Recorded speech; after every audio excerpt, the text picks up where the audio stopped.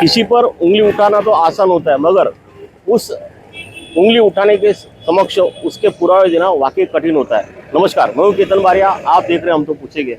आज मैं मौजूद हूँ भाईंदर पश्चिम के सुभाष चंद्र ग्राउंड के वहां पर, जहां पर आप मेरे पीछे देख सकते हो कि आजाद होकर यूनियन के लोगों ने यहाँ पर जो है आमरण उपोषण रखा है और उनकी महानगर पालिका को लेकर मांग है कि शांति मीरावाड़ी शांति नगर में जो फेरी वाले बैठते थे उनको फिर से वहां पर जो बैठने दिया जाए। और साथ ही साथ उन्होंने यहाँ की स्थानीय विधायिका गीता जैन पर भी गंभीर आरोप लगाए हैं कि वो जो है उनके कहने पर ही उन सबको बेरोजगार कर दिया गया है। और उन्होंने गीता जैन को छोड़ो, उन्होंने साथ ही साथ पत्रकारों पर भी आरोप लगाए हैं और कुछ नगर सेवक या तो लोक सेवक कह सकते हो कि उनको हफ्ता देना पड़ रहा था। आइए आपको दिखाते हैं कि उनके नेता जय सिंह क्या कहना चाहते हैं।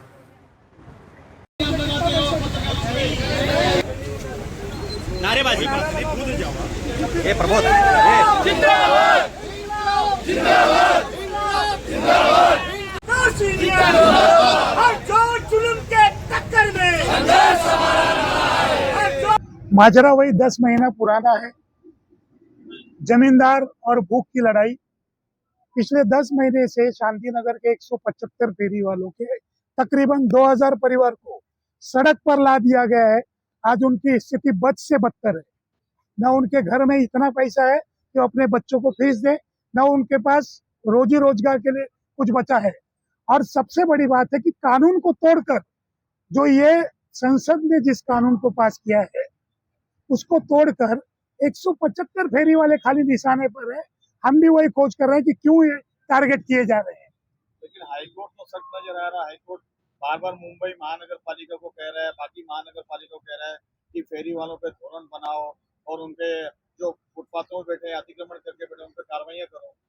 बिल्कुल हाईकोर्ट ने ये बोला है, लेकिन हाईकोर्ट ने बोला है कि जो पात्र है, जिनका सर्वे हुआ है, जिन्होंने प्रधानमंत्री स्वनिधि योजना से लाभ लिया है, उन पात्र फेरी वालों पर कार्रवाई न की जाए। अच्छा, अगर हाईकोर्ट ये भी कह रहा है कि अपात्र फेरी वालों पर कार्रवाई करे तो हाईकोर्ट को ये भी चाहिए। देखिए, माननीय न्यायाधीश हाईकोर्ट है, मैं उनका सम्मान करता हूँ, लेकिन उनको ये चाहिए कि आने वाले समय में लोगों को रोजगार दे। कोई शौक से फुटपाथ पे नहीं बैठता। अगर वो अपात्र हैं तो भी वो उनको शौक के लिए, अगर वो धंधा नहीं करेंगे, 2 पैसा कमाएंगे नहीं तो अपराध करेंगे। हर स्टेट में, देश में अपराध बढ़ेगा। इससे अच्छा उनको रोजगार करने दिया जाए। कुल मिला के मेरा कहने का तात्पर्य है कि फेरी वाले किसी राज्य पे, किसी देश पे, किसी पॉलिटिकल पार्टी पे समस्या नहीं है। फेरी वाले समाज के लिए समाधान है।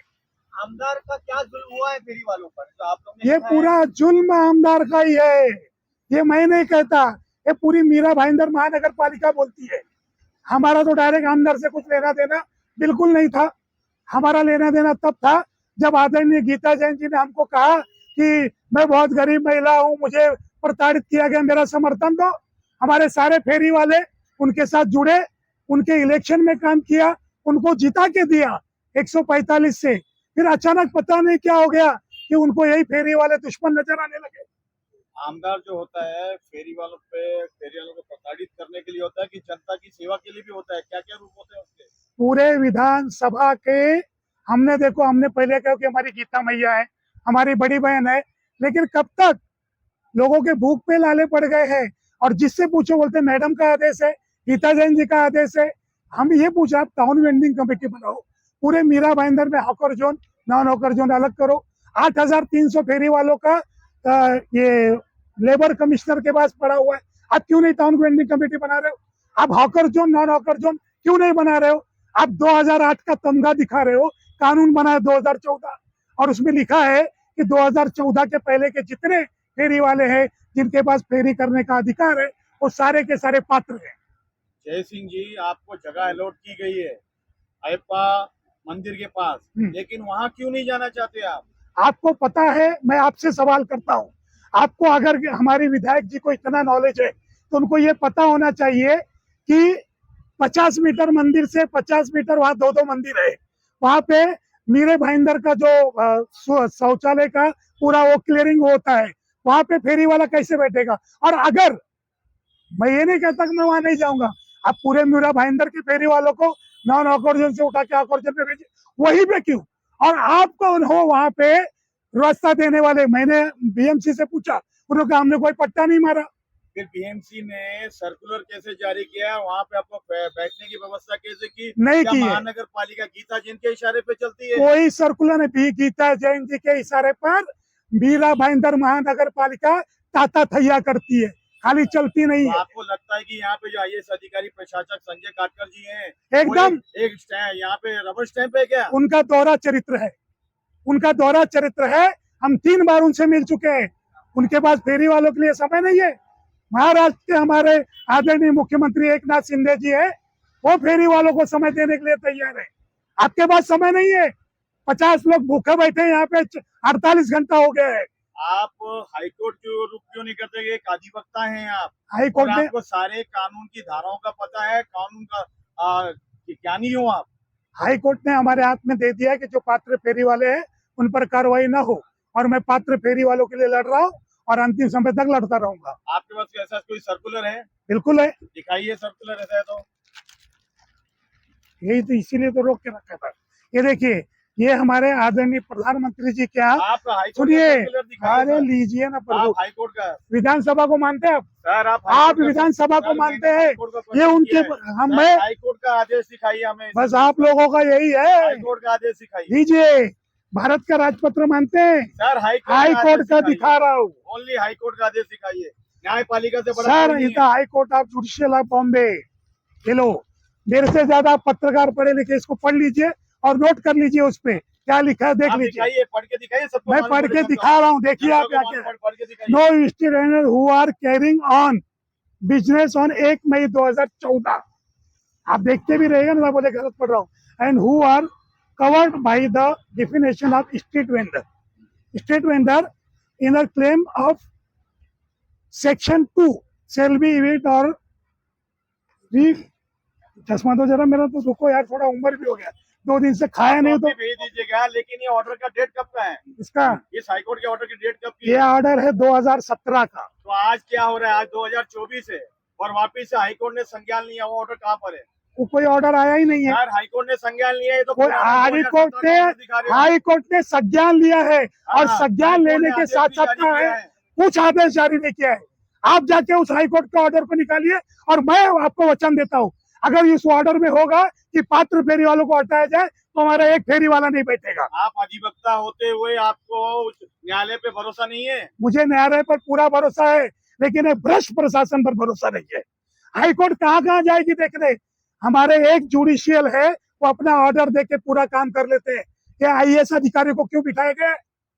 वहां पे हाईकोर्ट का जज आएंगे, माननीय न्यायाधीश जी आएंगे कि आप इस चीज का पालन करो। आप आईएएस अधिकारी के लिए लड़ रहे हो कि गीता जैन को टारगेट कर रहे हो? मैं गीता जैन को टारगेट नहीं कर रहा हूँ।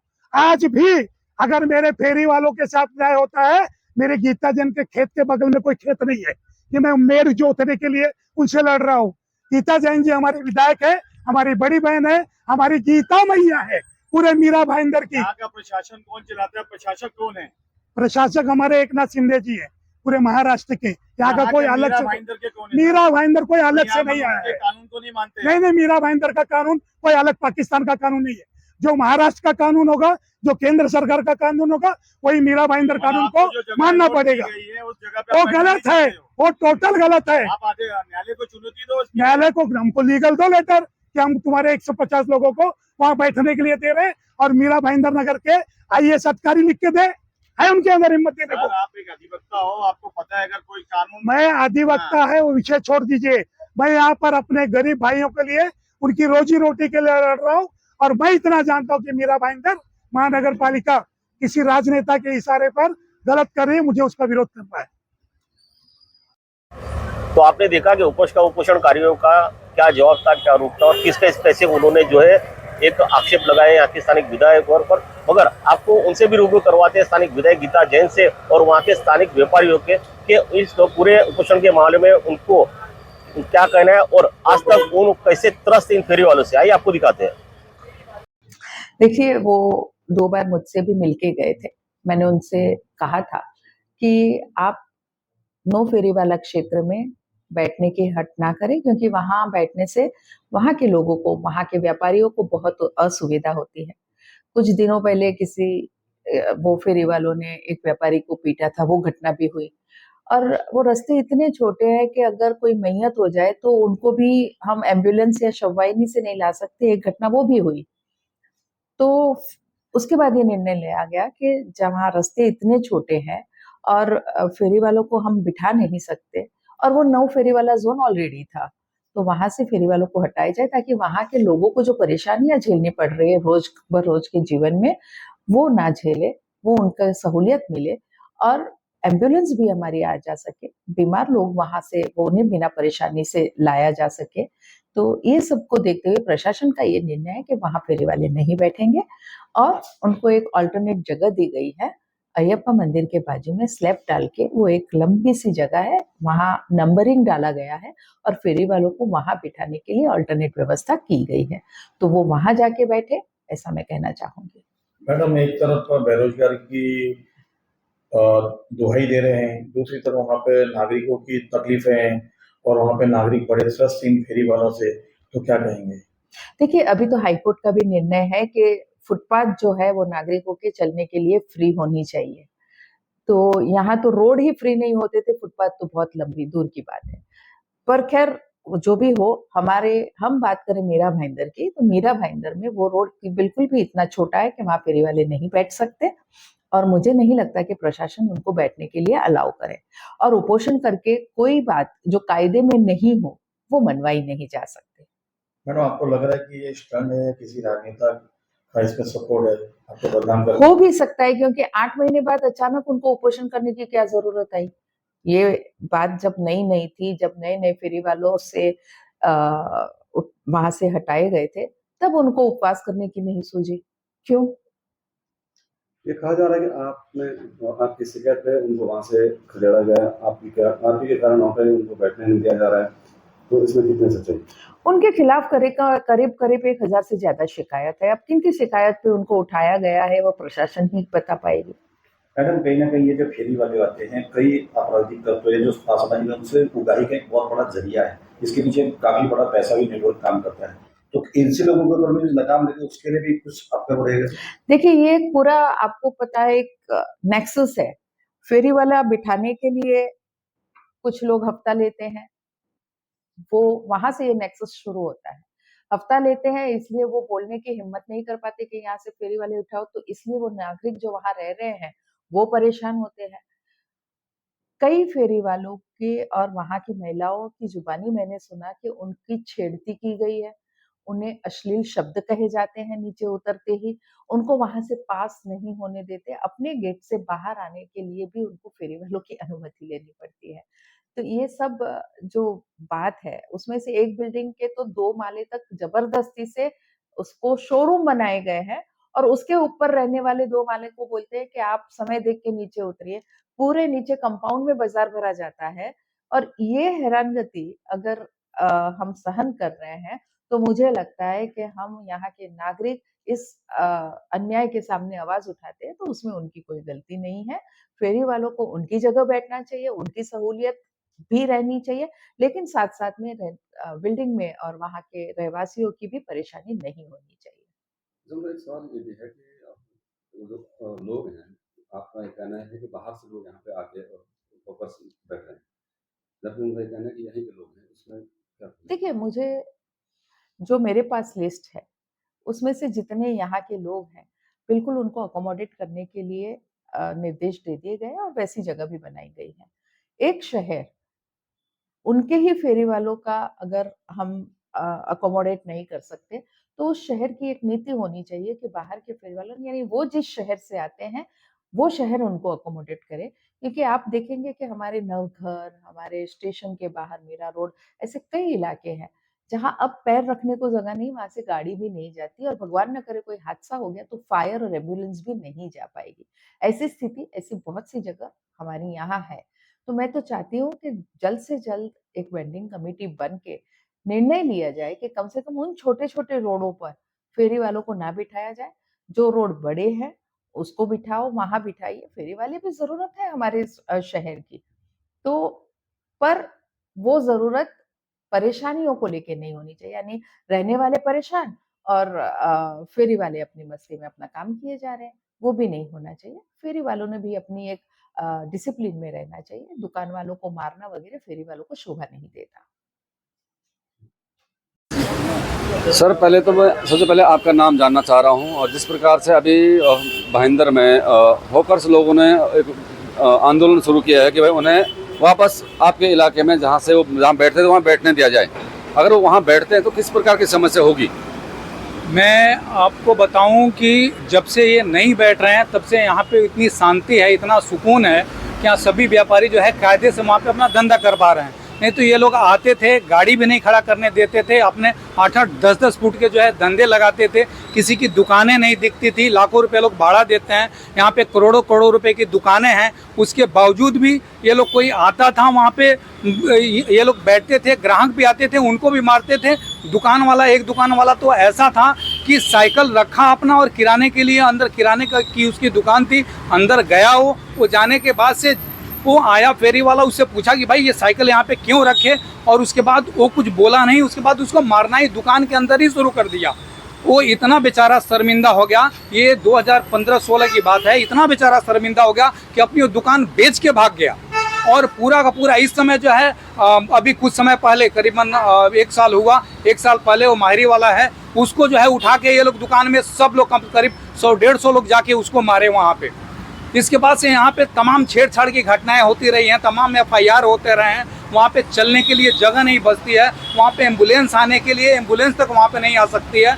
और यहाँ पे जितना है, यहाँ पे इस समय शांति है, सुकून है, कम से कम इतना तो हो गया है। मैडम का सब लोग वहाँ पे नाम ले रहे हैं कि ये काम जो है मैडम ने किया, और ये जो है ये कोई दूसरा नहीं कर सकता था, मैडम ने किया इसलिए कि भाई वहाँ पे जो है शांति और सुकून रहे। वहाँ के सारे रहवासी जो हम लोग हैं, जितने रहवासी हैं या दुकान वाले हैं, शांति से धंधा भी कर पाएँ और शांति से वहाँ पे हमारे बच्चे पढ़ पाएँ। क्योंकि हमारे बच्चे जो है वहाँ पे जब पढ़ते थे तो उनको डिस्टर्बेंस 11, साढ़े 11 बजे रात तक जो है डिस्टर्ब होता था। हाँ, ये बीमार लोग वहाँ पे आके बार बार कंप्लेन करते थे कि भाई यहाँ पे आप फेर लगाते हो, आप चिल्लाओ मत। ये लोग इतना तेज चिल्लाते थे कि वो बीमार लोग जो है वहाँ पे बीमारी से एकदम ग्रस्त हो जाते थे, और वो आके बिनती मेहनत भी करते थे, हाथ भी जोड़ते थे, फिर भी कोई मानता नहीं था। हम यहाँ के रहवासी है, हमारे यहाँ पे दुकान है, हमने इतने लाखों का दुकान, करोड़ों का दुकान लेके बैठे, और ये हमारे सामने आके ज़बरदस्ती धंधा लगाते हैं। कोई चीज़ बोला जाए तो बात सुनते नहीं है, 2-2, 3-3 फ्लोर तक टांगनी लगा देते हैं, हमारा खुद का गाड़ी खड़ी करने नहीं देते हैं, कस्टमर आते हैं उनकी गाड़ी खड़ी करने नहीं देते हैं, खुद अपना स्टॉल लगा के मनमानी चलाते हैं। आए दिन औरतों को दिक्कत है, राह चलते लोगों को दिक्कत है, गाड़ी का पार्किंग, एम्बुलेंस का आना जाना, किसी का तकलीफ हो जाए तो कुछ किसी को भी मतलब सुविधा नहीं है। हम चाहते हैं कि मतलब सब साफ़ सुथरा रहे, क्लीन रहे, किसी को कोई दिक्कत नहीं हो। इनको जहाँ पे जगह का रियायत दिया हुआ है वहाँ पे वो जाके रहे। मुझे बताइए कि वहाँ पर बार बार ये भी शिकायतें आती हैं कि जो महिलाओं के साथ में छेड़खानी की भी खबरें वहाँ पे आती रहती समय समय, तो कितनी सच्चाई उसमें? उसमें एकदम 100% सच्चाई है कि वहाँ छेड़खानी होती। बच्चों को समझो कोई कुछ गाली गलौज करते हैं, बराबर है। दुकान में समझो हमको ग्राहक दुकान में आना, मतलब जगह ही नहीं छोड़ते ये लोग। 3 फुट का जगह छोड़ते हैं, उसमें भी कोई बाइक लेके आएगा तो कल आगे जाओ आगे जाओ, मतलब ये लोग, मतलब उनकी मनमानी चलती है उसमें ऐसा। और मैं सब लोग को बोलता हूँ मैडम को सपोर्ट करो कि ये चीज़ वापस ना हो जाए। अच्छा, कितना फ़ायदा आपको लगा कि जब से विधायक गीता जैन ने एक कदम उठाया कि भाई वहाँ पे जो लीगल लोग हैं वही रहें, जो और सही तरीके से जो वहाँ पे आप लोग लंबे समय से बिजनेस कर रहे हैं, तो फ़र्क कितना पड़ा आपके बिजनेस में? हमारे बिजनेस में तो बहुत फ़र्क पड़ा है। एक्चुअली क्या है ना, पहले जो लगाते थे ना, इन लोगों की दादागिरी से कोई धंधा कस्टमर को आने भी नहीं देते थे। बाइक है या गाड़ी है, किसी को भी पार्किंग के लिए व्यवस्था नहीं था। और सोसाइटियों से बहुत बार गीता जैन के ऑफिस में है ना, मैडम को लेटर गया है, तब ये मैडम ने एक्शन लिया है, और वो लेना बहुत ज़रूरी था। व्यापारियों का भी लेटर गया है, सोसाइटियों से भी लेटर गया, हर एक सोसाइटी से लगभग मैडम के पास लेटर रहेगा। इसके लिए मैडम ने ये एक्शन लिया है, बहुत अच्छा एक्शन लिया है। और आने वाले टाइम पे है ना ऐसा ही होना चाहिए, वो रास्ता हमेशा खाली होना चाहिए। यदि फेरी वाला जोन में ये लोग जाते हैं तो उनको क्या दुविधा है, जाना चाहिए ना उनको। ये 9 महीने से शांति है, बहुत अच्छा है। मुझे मार्केट वालों को भी शांति है, व्यापारियों को भी शांति है, और रहवासियों को भी शांति है। आने जाने वाले एम्बुलेंस है, रिक्शा है, एनीथिंग जो भी है, ट्रांसपोर्ट वाले को किसी को भी कोई दुविधा नहीं है। ऐसा है, मेरा ये कहना है कि ये लोग मार्केट में नहीं बैठे, कहीं और जगह जाके बैठे। धन्यवाद। सर जी, मैं इधर सेक्टर 1 में कम से कम 17 साल से दुकान मेरी है सेक्टर 1 में, लेकिन फेरी वाले तब तक तो नहीं थे। ये फेरी वाले आए हैं 2014-15 के बाद आए, 15 क्या उसके बाद ही आए हैं। ये लोग किसी का भी प्रूफ लेके दिखा दे रहे हैं कि ये हम 20 साल से 30 साल से, ऐसा कुछ भी नहीं। मैं खुद जब दुकान डाला था तो कोई नहीं था, 5 गिने चुने 4-5 लोग थे, 4-5 लोग थे। इतनी संख्या में बढ़े ना कि जिसकी कोई सीमा नहीं। और जब से लोग बढ़े तब से रेसिडेंस वालों को, रहवासी इलाकों में जो रहने वाले, हम खुद सेक्टर 1 में रहते, तकलीफ है, आने जाने वाले लोगों को तकलीफ है। बच्चे स्कूल जाते हैं दोपहर में, शाम को आते हैं तो उनको असुविधा होती है। जो 6 बजे 5 बजे छोड़ते हैं उनको बहुत असुविधा होती है। कहीं गलती से उस पीरियड में किसी का डेथ हो जाता है और एम्बुलेंस सही जगह पे नहीं पहुंच पाता है, और फिर वहाँ तक डेड बॉडी ले जाने में बहुत दिक्कत होती है, क्योंकि हर गेट कब्जे है। शायद कोई गेट बाकी हो, हर गेट कब्जा है। रेसिडेंस वालों को निकलने और आने जाने में भी बहुत दिक्कत है। उनकी खुद की गाड़ियाँ ले आने में भी बहुत दिक्कत होती है। और जब से रास्ता खाली हुआ है, सुकून है। हम तो यही सोचते हैं, देखिए हर गली में दुकानें दी हुई है, हर गली में दुकानें हैं, तो फुटपाथ का कोई मीनिंग ही नहीं निकलता हमारे ख्याल से। मीरा रोड में हर गली में दुकानें हैं तो फिर फुटपाथ का कोई मीनिंग नहीं है। जब दुकानों पे सामान नहीं मिलता है ना, तब तो फुटपाथ की ज़रूरत पड़ती है। और ना फेरी वाला क्षेत्र है, इसे फेरी वाले बैठने का कोई सवाल ही नहीं उठता है। फिर भी मैडम ने यदि इनको जगह अलॉट करके दे रही है, बोल रहे कि हम 10-15 साल से हैं, तो जगह अलॉट करके मिल रहे हैं, तो बीएमसी का काम है। बीएमसी उनको जगह बना के दे रही है, न कि आप हमारे आगे बैठोगे। रोड आने जाने के लिए, कस्टमर आएगा उसकी पार्किंग के लिए, न कि आपके यहाँ कब्जा करके बैठने के लिए। उनके वजह से हमारे दुकानों में कस्टमरों को एंट्री के लिए जगह नहीं बचता है। तो आपने देखा कि किस तरह एक अपना आपा खोलकर इन्होंने जो है इस आमरण उपोषण के बारे में जो है जवाब दिया। मगर जब हमने उनसे पूछा कि आपने किनको हफ्ता दिया है, उन नेताओं का नाम तो बौखलाहट में उन्होंने नेताओं के साथ साथ पत्रकारों पर भी इल्जाम लगाए। हमने ये तक पूछने की कोशिश की कौन से पत्रकार आपसे हफ्ता लेते हैं, तब उन्होंने एक राजनीतिक दल जैसे जवाब देते वैसे ही जवाब दे दिया कि वक्त आने पर हम आपको बताएंगे। एक तरफ तो ये महाशय जो है हमको कायदे की दुहाई देकर यहाँ आमरण उपोषण पर बैठे, और दूसरी तरफ खुद ही ये स्वीकार करते कि वो हफ्ता देकर जो है सड़क पर अतिक्रमण करते थे। अब ये मामला कहीं और जा रहा है, क्योंकि शहर के काफी नामी लोग पे और यहाँ के जो पत्रकार है उन पर भी वो आरोप लगा रहे हैं कि उनको हफ्ता देना पड़ता था और उनको धंधा करने के लिए ऐसा करना पड़ता था। अब ऐसे में इस पूरे मामले में शहर के पुलिस आयुक्त मधुकर पांडे जी को संज्ञान लेना होगा और एक कमेटी का स्थापन करके क्यों न इनकी जांच कराई जाए कड़ी से कड़ी, ताकि अगर इन्होंने किसी को हफ्ता दिया है तो उनको भी समाज के सामने खड़ा करे, चाहे फिर वो नेता हो या पत्रकार। और अगर हमारा संविधान कहता है कि किसी पे जुल्म करना भी गुनाह है जितना कि जुल्म सहना, तो हफ्ता देना भी गुनाह है और हफ्ता लेना भी गुनाह है। अब ऐसे में जल्द से जल्द आयुक्त साहब को इस पर संज्ञान लेकर इसमें जो दोषी हो उन पर सख्त से सख्त और कड़ी से कड़ी उसको शिक्षा करनी चाहिए। कैमरामैन प्रभात गुप्ता के साथ केतन बारिया, भाईंदर।